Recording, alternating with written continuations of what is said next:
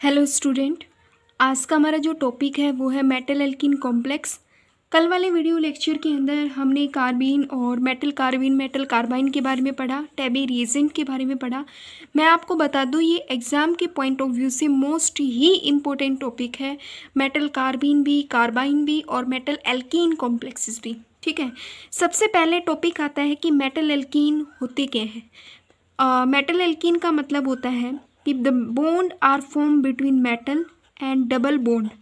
Metal का bond बनना किसी डबल बॉन्ड के साथ ही, उसको हम क्या बोलते हैं, मेटल कार्बिन बोलेंगे। या फिर ये कहें कि the bond are form between metal and alkene complex.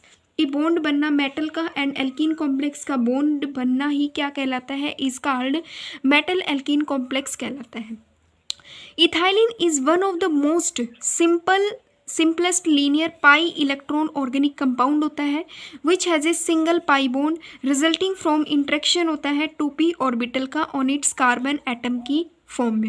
अब अगर हम देखें कि मेटल एल्कीन कॉम्प्लेक्स में हम क्या देखेंगे कि जो मेटल एल्कीन होता है इसका मतलब होता है कि मेटल का एल्कीन के साथ बॉन्ड बनना। ठीक है, या फिर ये भी कह सकते हैं कि दो कार्बन जो है वो डायरेक्ट बॉन्ड फॉर्म करेंगे मेटल के साथ।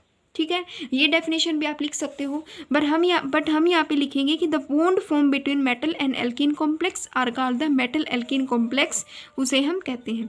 अब स्ट्रक्चर की बात करें, अगर हम इसका मोलिक्यूल ऑर्बिटल डायग्राम के अकॉर्डिंग देखें तो मोलिक्यूल ऑर्बिटल डायग्राम के अकॉर्डिंग ये मतलब इसमें दो पेयरिंग ऑफ इलेक्ट्रॉन होते हैं। ठीक है, और वो पेयरिंग ऑफ इलेक्ट्रॉन पाए जाते हैं पाई बॉन्डिंग के अंदर। इसका जो पाई एंटी बॉन्डिंग होता है वो वैकेंट होता है। ठीक है, वैकेंट क्यों होता है, क्योंकि जब हम इस ऑर्बिटल को स्ट्रक्चर को ड्रा करते हैं तो यहाँ पे ये क्या आ जाता है, नोड्यूल आ जाता है। नोडुल का मतलब होता है, नोडल प्लेन का मतलब होता है कि जहाँ पे इलेक्ट्रॉन की डेंसिटी बिल्कुल ज़ीरो होती है। ठीक है, एंटी बॉन्डिंग पाई मोलिक्यूल ऑर्बिटल के अंदर एक नोड्यूल आने के कारण यहाँ पे ये वैकेंट होता है और नोड्यूल जो होता है वो बिल्कुल इसके परपेंडिकुलर होता है। ठीक है, मतलब जैसे कि मान लो अपने पास कोई कार्बन है, ठीक है, उसके साथ एक हाइड्रोजन यहाँ पे अटैच है, एक यहाँ पे और एक यहाँ पे है, और हम बिल्कुल उस कार्बन के बीचों बीच एक एक्सिस को पास आउट करें according to the group theory. जब हम कार्बन के बिल्कुल परपेंडिकुलर एक एक्सिस को पास आउट करते हैं तो कार्बन की पोजीशन तो फिक्स रहेगी, और जब हम इसको ऐसे रोटेट करवाएंगे तो हाइड्रोजन नंबर 1 90 डिग्री का एंगल यहाँ पे रोटेशन होगा। हाइड्रोजन नंबर 1 हाइड्रोजन 2 वाली पोजीशन पे चला जाएगा, 2 वाला 3rd वाली पोजीशन पे, 3rd वाला 4th वाली पे, ऐसे रोटेट करेगा। तो इसमें क्या होता है, ये होता है परपेंडिकुलर एक्सिस। एंटी बॉन्डिंग पाई मोलिक्यूल ऑर्बिटल में क्या होता है कि एक नोड्यूल होता है। अब ये नोड्यूल आया कैसे, इसको हम देखते हैं।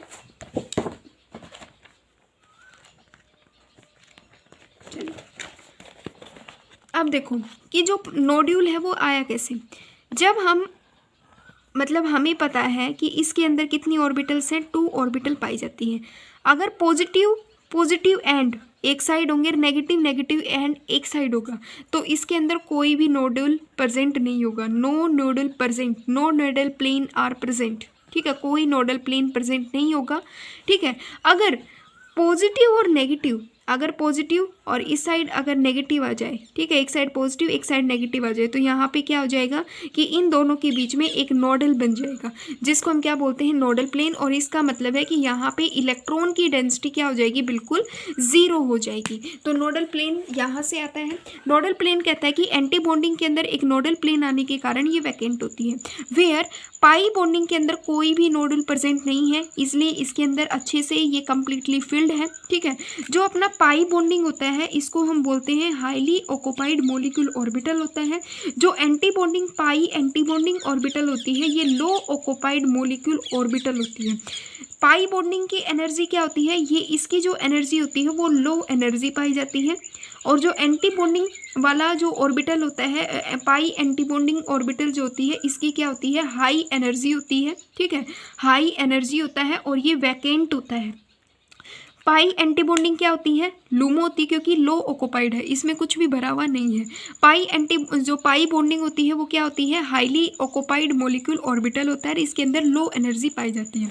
द फर्स्ट एल्कीन कॉम्प्लेक्स अपना क्या है, जो अपना फर्स्ट एल्कीन कॉम्प्लेक्स है वो है Z salt. Z salt is the first alkene complex है जिसका फॉर्मूला होता है potassium platinum dichlorine ethene molecule.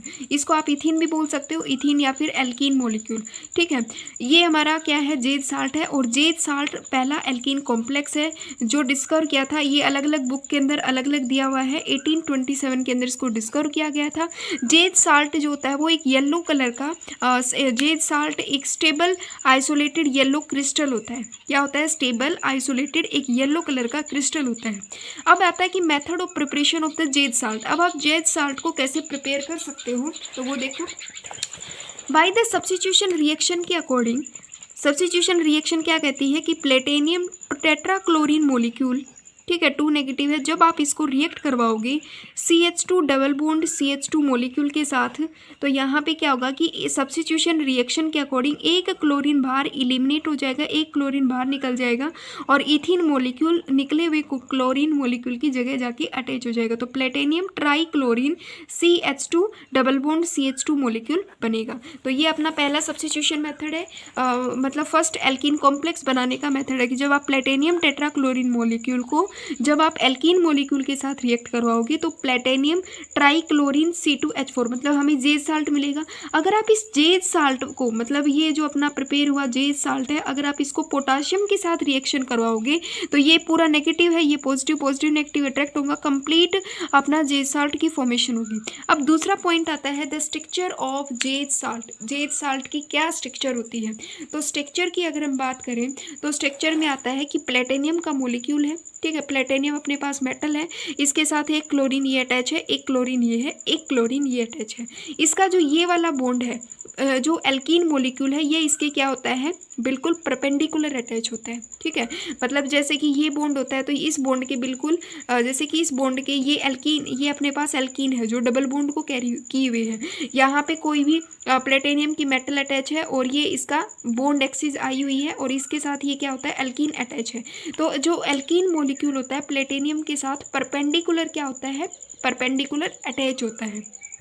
जो जेड साल्ट होता है ये एक स्क्वायर प्लेनर स्ट्रक्चर वाला, मतलब स्क्वायर प्लेनर इसकी स्ट्रक्चर होती है, ठीक है। जो हम देखेंगे कि जो प्लेटिनियम ट्राइक्लोरीन का जो मॉलिक्यूल होता है इसकी जो स्ट्रक्चर होती है वो कैसी होती है, स्क्वायर प्लेनर स्ट्रक्चर होती है।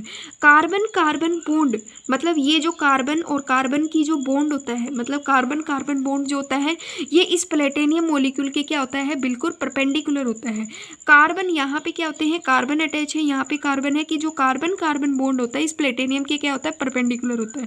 इस कार्बन से 2 हाइड्रोजन अटैच है, ये जो दोनों हाइड्रोजन है ये इस मतलब इस प्लेटिनियम ट्राइक्लोरीन मॉलिक्यूल की तरफ ना होके थोड़ा से बेंट है, मतलब इनसे बेंट है।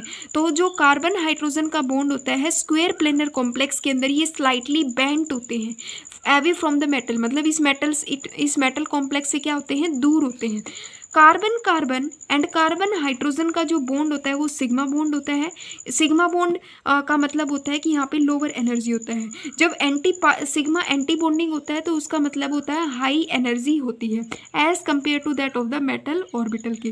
Carbon carbon and carbon hydrogen bond pi bond को शो करेंगे, तो उसमें भी pi bonding and pi anti bonding energy क्या होती है, रिएक्टिव।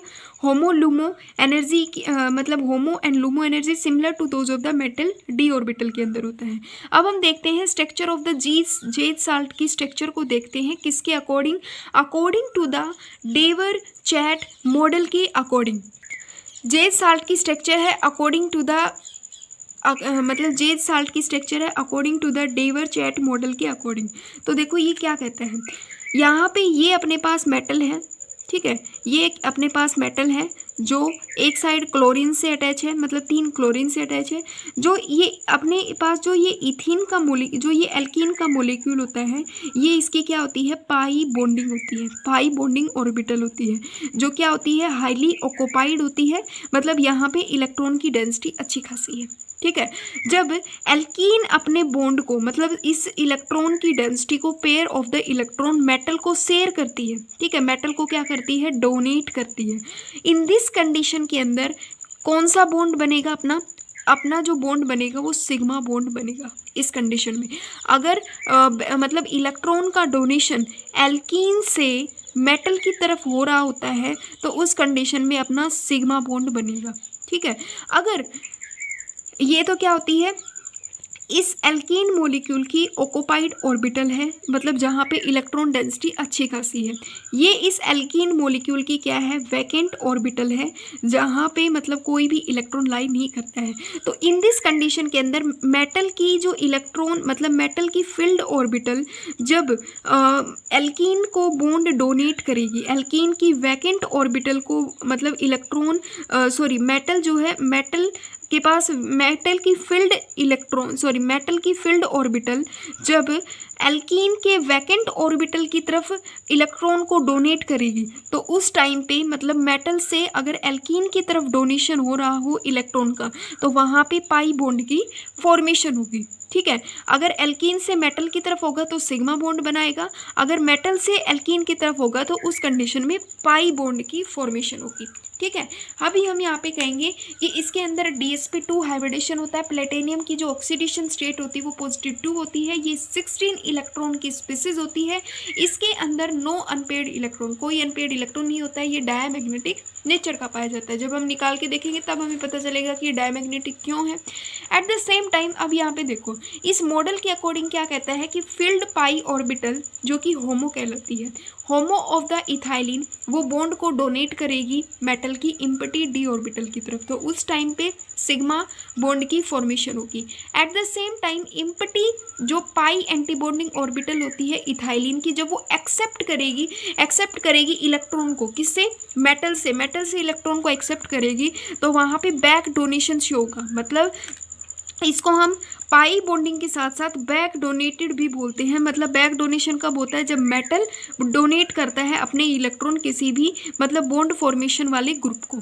दिस इम्पटी ऑफ, मतलब ये अपना बैक डोनेशन कहलाएगा। This is example of the synergetic effect pi donation and pi acceptor encountered with the CO ligand. ये पाई डोनेशन कब बनाएगा, जब एल्कीन से मेटल की तरफ बॉन्ड डोनेट होंगे, और पाई एक्सेप्टर कब बनेगा, जब इसके अंदर वैकेंट ऑर्बिटल्स प्रेजेंट होंगी उस टाइम पे। सिग्मा डोनेशन को कुछ इस प्रकार से आप समझिए। देखो, ये अपने पास है एल्कीन का मॉलिक्यूल है। ठीक है, ये अपने पास एल्कीन का मॉलिक्यूल है। यहाँ पे शो करता है पाई बॉन्डिंग, क्या होती है, पाई बॉन्डिंग होती है। ठीक है, और ये पाई बॉन्डिंग के पास अच्छी खासी इलेक्ट्रॉन की डेंसिटी प्रेजेंट है, और ये मेटल की वैकेंट ऑर्बिटल है। और हमेशा एक बात को याद रखना, जब भी किसी भी इलेक्ट्रॉन की डोनेशन होती है तो वो पॉजिटिव से पॉजिटिव की तरफ होगी, ठीक है, और नेगेटिव से नेगेटिव की तरफ होगी, ना कि पॉजिटिव टू नेगेटिव। ठीक है, क्योंकि पॉजिटिव टू पॉजिटिव ही होगी। यहाँ पे इलेक्ट्रॉन की जो मूवमेंट होगी वो पॉजिटिव से पॉजिटिव की तरफ होगी, और यहाँ पे सिग्मा बॉन्ड की फॉर्मेशन होगी।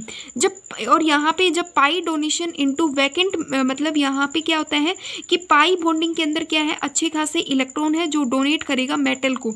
तो फील्ड पी मॉलिक्यूल ऑर्बिटल जो होती है इथाइलिन की, यहाँ पे ये भी हम लिख सकते हैं कि field P orbitals of ethylene with suitable direct vacant s type acceptor orbital on the transition to form ethylene to metal bond, और यहाँ पे फॉर्मेशन होगा सिग्मा बॉन्ड की फॉर्मेशन होगी।